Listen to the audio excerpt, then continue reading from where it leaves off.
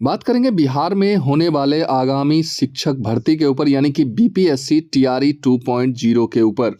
इसकी चर्चा इसलिए कर रहे हैं क्योंकि 3 तारीख हो गया, आज 4 तारीख है और अभ्यर्थियों के मन में सवाल उठ रहे हैं कि आखिरकार इसके लिए आवेदन कब से शुरू होंगे।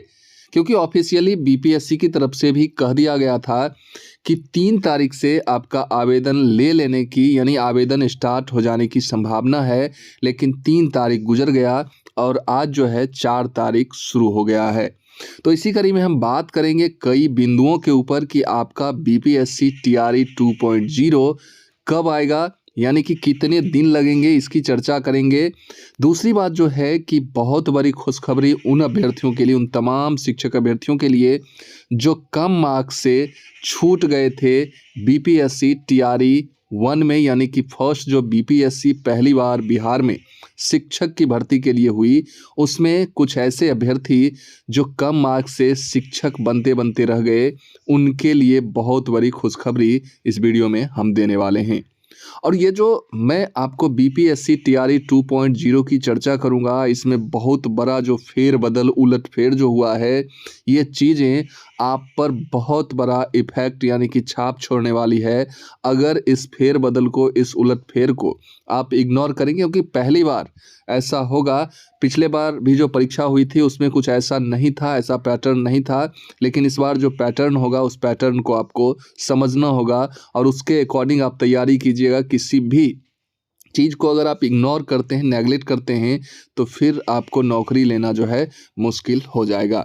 आइए एक एक चीज़ की हम शुरुआत करते हैं बिना देर किए हुए। उससे पहले छोटा सा रिक्वेस्ट है कि चैनल पर यदि पहली बार आए हैं तो चैनल को सब्सक्राइब कर लीजिएगा, बेल आइकन दबा दीजिएगा, वीडियो को लास्ट तक जरूर देखिएगा। आइए देखते हैं हम अपनी बातों को। उससे पहले आप यहाँ पर देख पा रहे होंगे कि बीपीएससी टीआरई 2.0 जो आएगी, इसमें आप देखे भी होंगे कि 1,20,000 और शिक्षकों की बहाली होगी। और इसे लेके मुख्यमंत्री नीतीश कुमार जब 2 नवंबर को नियुक्ति पत्र दे रहे थे गांधी मैदान में, उसी समय उन्होंने जो शिक्षा विभाग के अपर मुख्य सचिव हैं के पाठक, उनकी ओर इशारा करते हुए, फिर शिक्षा मंत्री की ओर इशारा करते हुए उन्होंने 2 महीने में इस बहाली को कर लेने की बात भी की है। मैं जो बातें कर रहा था, इसी बीच हम बात कर लेते हैं सामाजिक विज्ञान की ऐसी पुस्तक के ऊपर जो कि 6 to 8 के लिए खास करके बनाया गया है। यदि आप बीपीएससी टीआरई 2.0 के एस्पिरेंट्स हैं और सामाजिक विज्ञान से बिलोंग करते हैं तो यह पुस्तक आपके लिए सर्वश्रेष्ठ साबित होगा, क्योंकि इसमें सामाजिक विज्ञान के तहत इतिहास, भूगोल, नागरिक शास्त्र का संपूर्ण संकलन, एनसीईआरटी, एससीईआरटी फैक्ट को इसमें समाहित किया गया है। इस बुक को आप जरूर परचेज करें, लिंक डिस्क्रिप्शन में दिया गया है, वहां से इस बुक को आप परचेज करके अपनी सफलता में 4 चांद लगा सकते हैं। धन्यवाद। कम मार्क्स या 1-2 मार्क्स से जो रह गए, शिक्षक बनने से वंचित रह गए, उनके लिए यह सबसे बड़ी खुशखबरी यह है कि इनका जो है सप्लीमेंट्री रिजल्ट आने की भरपूर संभावना है और इसमें 10 से 15,000 शिक्षक अभ्यर्थियों को पुनः एक बार मौका मिल सकता है।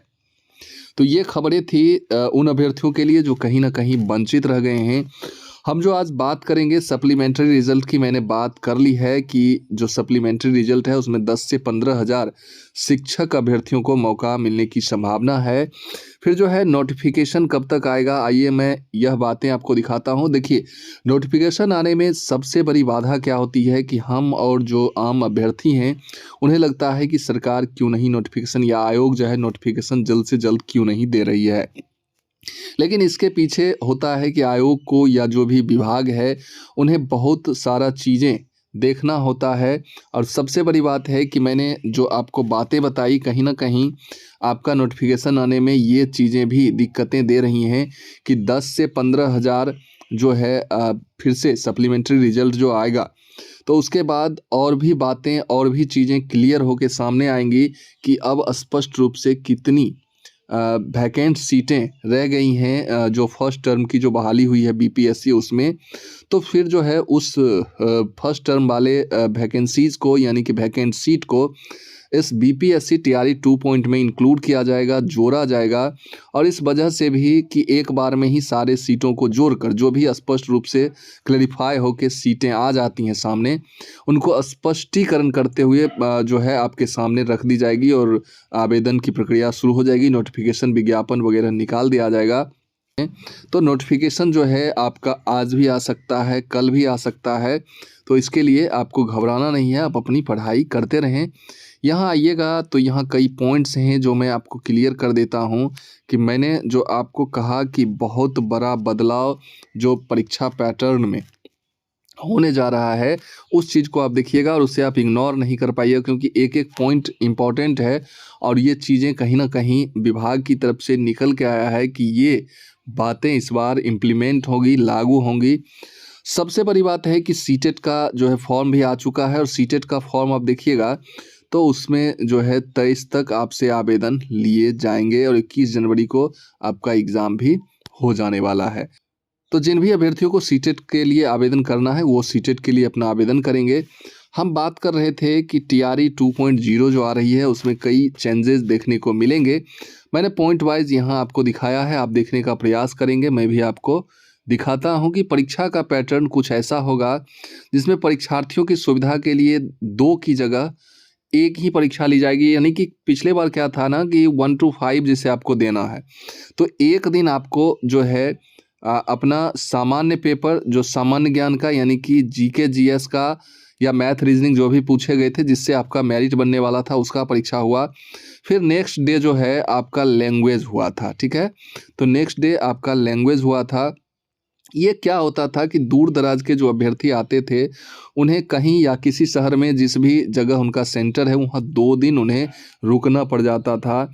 ऐसे आप समझिए कि एक दिन का अगर एग्ज़ाम होगा तो परीक्षा दिए फिर वो अपने अपने घर जाएंगे, लेकिन उन्हें वहीं रात गुजारनी पड़ती थी क्योंकि कल होके फिर उनका एक एग्ज़ाम होता था।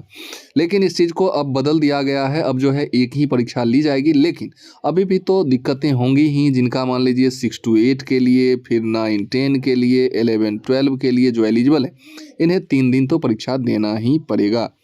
लेकिन फिर भी ये चीज़ें सही हैं, ये जो पैटर्न बना है। आपको ये पैटर्न कैसा लगता है ज़रूर कमेंट कीजिएगा।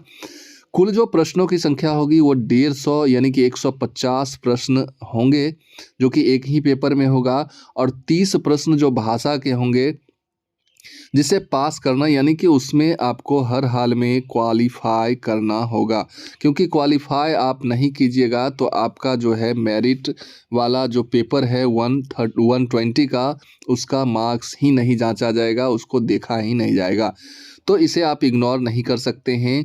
मैंने आपको कहा, आपको शुरुआत में आप देखे होंगे तो मैंने यहाँ जो आपको कहा है कि अगर नौकरी चाहिए तो आपको अब नए सिरे से लगना होगा। अब क्यों लगना होगा उसके लिए भी आप देख सकते हैं कि 40 सामान्य ज्ञान और 80 प्रश्न विषय से संबंधित, तो ये पहले भी पूछे जाते थे। 40 जो है कॉमन पेपर जो सारे सब्जेक्ट वालों के लिए एक ही पेपर आपका जो है सेम पेपर रहेगा, लेकिन 80 जो है आपके विषय से पूछे जाएंगे। अगर आप सोशल साइंस से हैं तो आपको सोशल साइंस से पूछा जाएगा, जो साइंस से हैं उनको साइंस से, जो मैथ से हैं मैथ से, कॉमर्स वाले जो हैं +2 लेवल वगैरह में तो उन्हें कॉमर्स से क्वेश्चन आएगा। तो जिनका जो सब्जेक्ट है उससे ही क्वेश्चन आएगा, 6 to 8 हो, 9 10 हो, 11 12 हो। तो ये पैटर्न रहेगा परीक्षा का। सामान्य ज्ञान और विषय यानी कि 120 प्रश्न को लेकर ही मेधा आपका बनाया जाएगा और वो जो 30 मार्क्स का, इसका भी महत्वपूर्ण इम्पोर्टेंस है। मैं आपको दिखाऊंगा कि इसका भी बहुत ही महत्वपूर्ण इम्पोर्टेंस यानी कि महत्व होने वाला है इस परीक्षा में। अब जब 120 प्रश्न का जो 120 प्रश्न का जो क्वेश्चंस होगा उसी से आपका मेधा बनेगा। टाई ब्रेकर की स्थिति में यानी कि आप 2 स्टूडेंट 3 स्टूडेंट का अगर इक्वल मार्क्स हो जाता है, ठीक है, अगर इक्वल मार्क्स हो जाता है तो फिर इसे कहते हैं हम टाई ब्रेकर। और ऐसी स्थिति में विषय में ज़्यादा अंक जिन्हें प्राप्त होगा उनको प्राथमिकता दी जाएगी। इस पॉइंट को आप समझिएगा, क्योंकि 40 मार्क्स जो है ये कॉमन पेपर होगा, 40 सामान्य ज्ञान और 80 प्रश्न जो विषय से आएंगे, 80 प्रश्न। तो मान लीजिए कोई यहाँ अगर 30 मार्क्स ला देते हैं और किन्हीं का यहाँ जो है मान लीजिए 50 मार्क्स आता है, ठीक है, 50 मार्क्स आता है, तो इनका मार्क्स हो गया 80, ठीक है। वही दूसरे स्टूडेंट जो हैं 40 वाले में मान लीजिए 20 मार्क्स ही लाते हैं, लेकिन 80 वाले में ये 60 मार्क्स ला देते हैं, तो इनका भी मार्क्स टोटल 80 ही हो जाएगा। तो इसको कहते हैं टाई ब्रेकर, यानी कि इक्वल मार्क्स होना, दोनों को 80-80 ही आ रहा है। तो फिर अब आपको फिर लिया किसको जाएगा, यानी कि शिक्षक बनाया किसको जाएगा, इस बात को समझना है। तो यहाँ देखिएगा कि इन्हें जो है कॉमन पेपर में 30 मार्क्स यानी कि ज़्यादा आ रहा है और इनको 20 मार्क्स ही आ रहा है, लेकिन विषय वाली जो बात है यहाँ इन्हें 50 मार्क्स आ रहा है, लेकिन इनको 60 मार्क्स आ रहा है, यानी कि विषय में इनका 60 मार्क्स आ रहा है। तो जिनका ज़्यादा मार्क्स आएगा विषय वाले में उन्हीं का होगा, यानी कि 60 मार्क्स, यहाँ कम भी मार्क्स है लेकिन इन्होंने टाई कर दिया है। तो इस प्रकार से विषय में चूंकि इनका ज़्यादा मार्क्स है तो इनका ही होगा। तो आई होप कि इस पॉइंट को आप समझे होंगे। और सामान्य विषय और विषय में भी टाई ब्रेक की स्थिति में अब भाषा का इम्पोर्टेंस क्यों है, यानी कि इसमें क्वालिफाई करना ही लिखा गया है कि सिर्फ आपको क्वालिफाई करना है, लेकिन मैं आपको बताता हूं कि इसमें आपको अधिक से अधिक मार्क्स गेन करने होंगे। अब मैंने आपको सामान्य ज्ञान और विषय वाला टाई जो रूल है वो दिखाया, लेकिन अगर मान लीजिए सामान्य ज्ञान और विषय में भी टाई यानी तो सामान्य ज्ञान देखिएगा और विषय वाली बात हम करेंगे, इसका टाई कैसे होगा। तो मान लीजिए यहाँ भी किन्हीं को 30 मार्क्स आ रहा है और यहाँ 50 मार्क्स, और फिर इधर भी 30 मार्क्स, यहाँ 50 मार्क्स, तो इस प्रकार से 80-80 में टाई हो जाता है। अब क्या किया जाएगा, तो कैसे लिया जाएगा, तब जो है भाषा वाला यानी लैंग्वेज पेपर देखा जाएगा और लैंग्वेज पेपर में जिनका अधिक मार्क्स होगा उनको ले लिया जाएगा। इस प्रकार से आप इम्पोर्टेंस समझे होंगे कि किसी भी चीज़ को आप इग्नोर नहीं कर सकते हैं। आपको भाषा पेपर में भी अच्छा करना है, सामान्य ज्ञान में भी अच्छा करना है, और फिर जो है आपका विषय जो है उसमें भी अच्छा करना है, क्योंकि कब क्या कौन सी स्थिति बन जाएगी तो ये दिक्कतें आ सकती हैं आपको। और इस चीज़ को आई होप कि मैं अच्छे से आपको समझा पाया होऊंगा। और इस बात को अगर आप अच्छे से समझ गए हैं तो इसे अपने दोस्तों के बीच भी शेयर ज़रूर कर दीजिएगा, ताकि उन्हें भी जो है इस बात की जानकारी अच्छे से मिले। और इस वीडियो को हम यही समाप्त करते हैं और फिर मिलते हैं किसी नए वीडियो में नई एनर्जी के साथ। तब तक के लिए जय हिंद, वंदे मातरम।